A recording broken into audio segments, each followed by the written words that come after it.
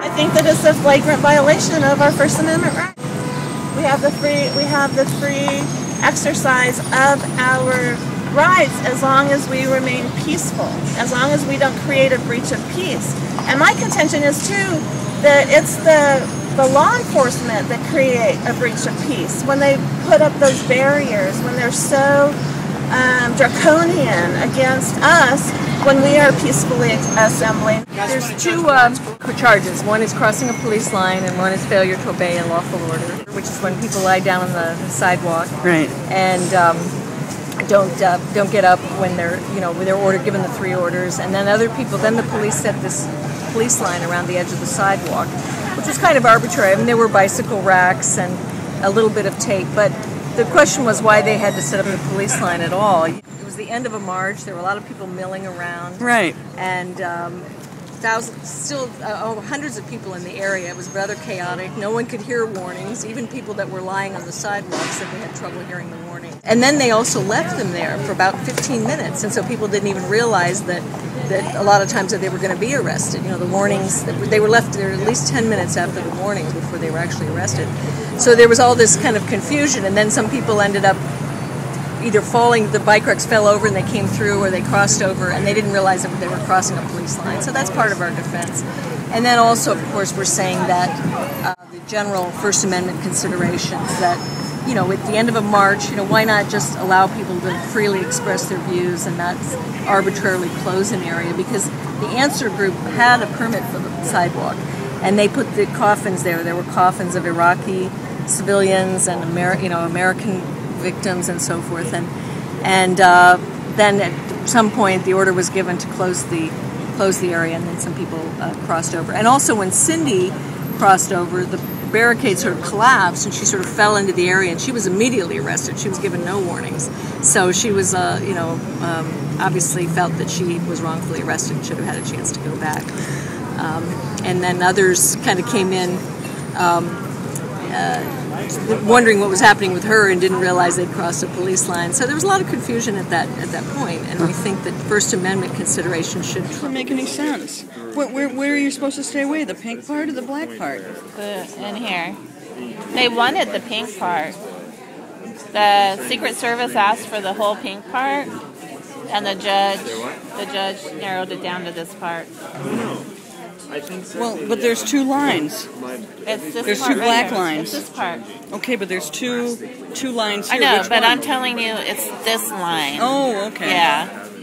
So the judge It's had to this compromise line. a little. Yeah, I'm weaning myself. Well, the Secret Service had to compromise a little. The Secret Service wanted in the pink line, and the judge said no. It's really hard to know. So, yeah, you're right. I think the judge wanted here, but he extended it out to here. Maybe we wanted here. We didn't want any stay-away order.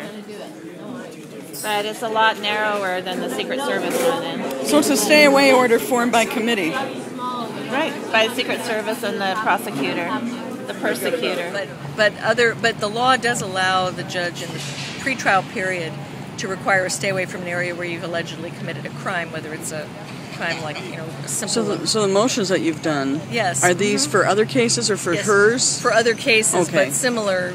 We did a long motion in a case of a Code Pink, Gail Murphy, who's with Code Pink, and trying to say that she should be able to go up to Capitol Hill and lobby her members. She's a D.C. resident, so she needs to, lobby all the members, really, because she has no representative of her own. And the judge looked, very carefully at the law and unfortunately upheld it.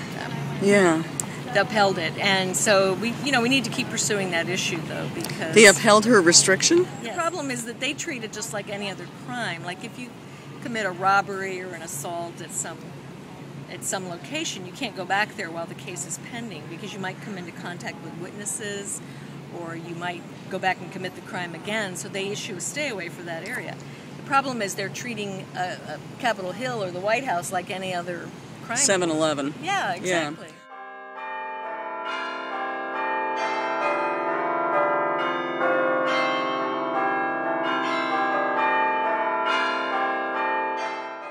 This is a big victory for free speech at the White House. One of the things I'm most concerned about is the issue of if you cross a police line, the minute you cross a police line, you are deemed to be in violation. without any requirement for warning. And we think that that's inappropriate. We want to make sure that the police give warnings.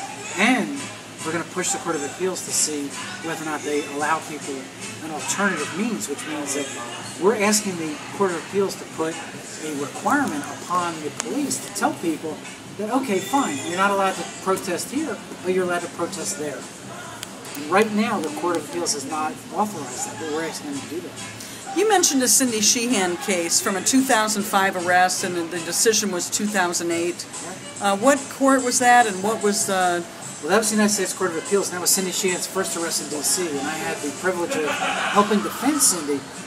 And the atmosphere was very different than the atmosphere in this particular courtroom because there was a lot of repression in the courtroom. There was a lot of martial abuse and a lot of martial issues and a lot of security issues, which of course were BS, but nevertheless there was a lot of issues that we had to deal with in terms of allowing us to meet with the defendants, allowing us to prepare our defense, and eventually Cindy was cleared of that particular charge, even though she was convicted at trial level. We got her cleared on appeal. And what does that decision hold? Well, the decision basically holds that the National Park Service regulations, which govern the White House entire complex, and whether you can demonstrate, and where you can demonstrate, how you can demonstrate, that those requirements do not have a requirement of strict liability, which basically means that if you cross a particular line, you're automatically deemed to be guilty. That you have a right to put on the defense and have a right to have the government prove intent and knowledge before you can be found guilty of a particular National Park Service regulation. And that's really, really critical because there's hundreds and hundreds of activists who go to the White House and the Park Service complex every day to express themselves. And it's really important that the rules be adhered to by the Park Service. So she set past precedent. She sure did. Cindy's awesome. Today was a big, big victory for the First Amendment free speech rights. The right to assemble, the right to petition the government for redress of grievances. In today's trial, we had a number of people who had military connections and were opposed to the war. We had Matthis, Chiroux, who served in Afghanistan, who served in Iraq, who served in the Philippines. We had Elaine Brower, whose son was in the military, served 3 tours of duty. We had Cindy Sheehan, whose son Casey was killed in Iraq in 2004. And these were people who saw what was going on and opposed what was going on and did so in a non-violent, non-disruptive way. And we believe that the First Amendment of the United States Constitution should allow people to express themselves in that way. And Judge Morin saw things in our perspective by acquitting 3 of the people who are on trial today by the government. You know, in media law, Larry Flynt is really kind of a linchpin of media rights. Do you think Cindy is kind of the equivalent for protest rights at this point? Cindy Sheehan has been, since 2004, the face of the anti-war movement in the United States of America. And when the anti-war movement was at its heyday, from 2004 through 2008, 2009, Cindy Sheehan was the public face of that movement. And people gathered and coalesced around Cindy Sheehan.